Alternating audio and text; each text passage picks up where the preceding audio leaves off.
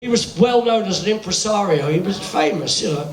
And he said, Ian McLagan. I said, yes, because I was Ian McLagan. And he said, I've got a job for you. Can you come up to my office in Carnaby Street? I said, bloody right. So I went up there that afternoon and walked into reception. And the receptionist, pretty girl, eyed me kind of suspiciously. She said, who are you here for? What do you want? I said, I've come to see Donald. She said, why? I didn't know. I said, I don't know. I didn't know. I'm just coming for a job, you know. And so she went out and spoke to, obviously went into Don Arden's office, came back, said, he'll be in a minute. So I sat there, and there was 4 photographs on the wall. The small faces, couldn't be them. The Animals, they'd just got a new organ player, couldn't be them. The Nashville Teens, they had a great piano player, so it obviously wasn't them.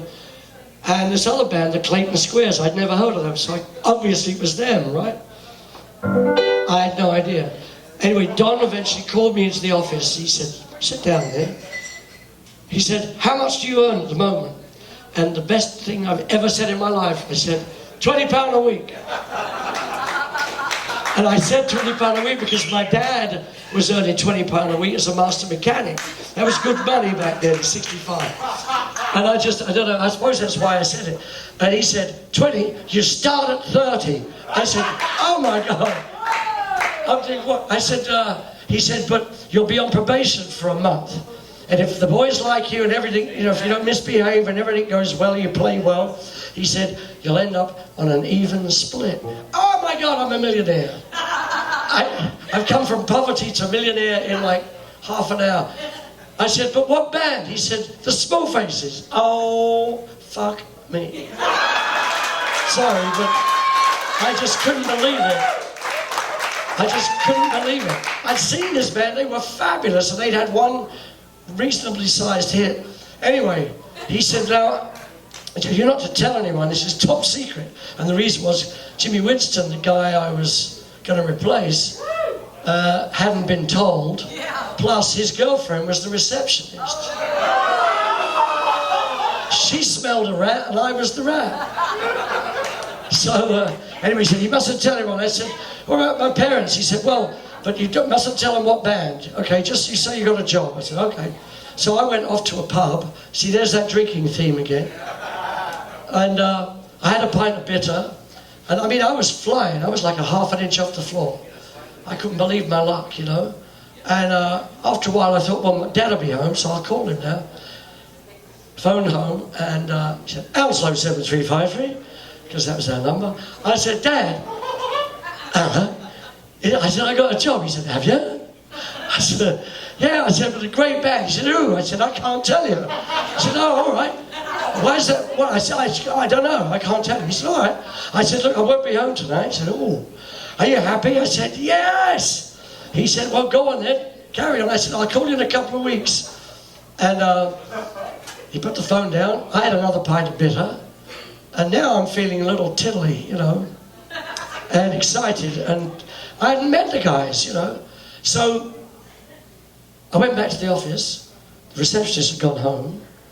And Don called me into the office. I said, sit down there. And the door opened, and in walked Steve Marriott, Ronnie Lane, and Kenny Jones. And Steve looked at me and laughed and picked me up. And the other 2 grabbed hold of me, and the 3 of them were holding me in the air.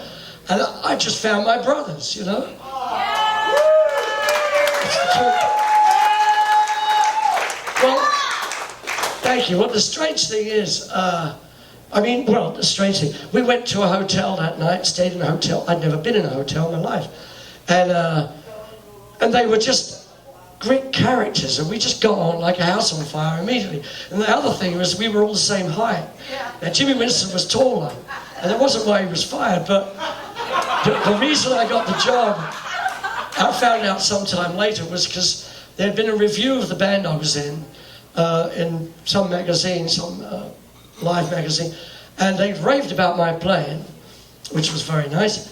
And they had a picture of Boz Burrell, who was the lead singer in that band. He later went on to join Bad Company, King Crimson, Bad Company. and a dear friend. But anyway, they had put a picture of him, and he was very good looking, with my name under it.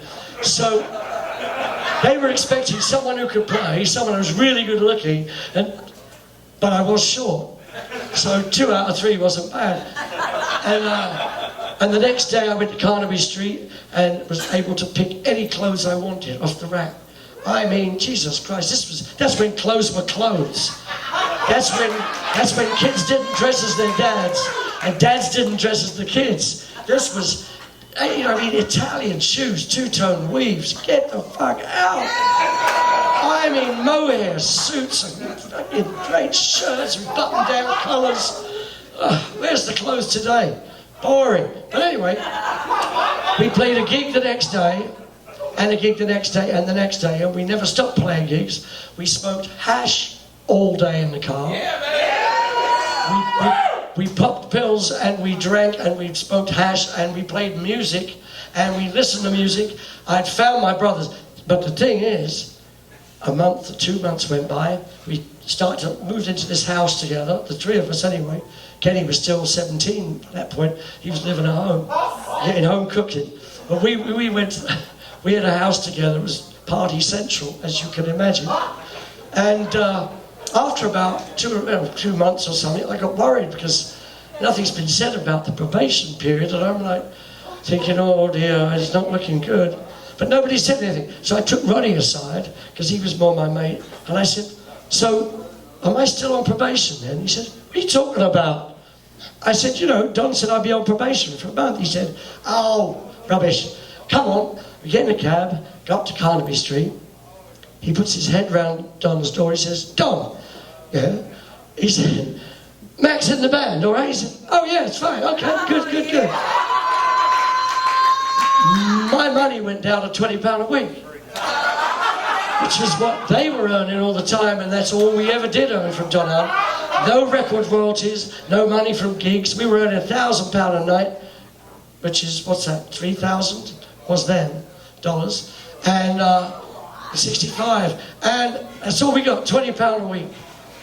I was going to make peace with him, because I made peace with all my other thieving managers, but he died, so fuck him.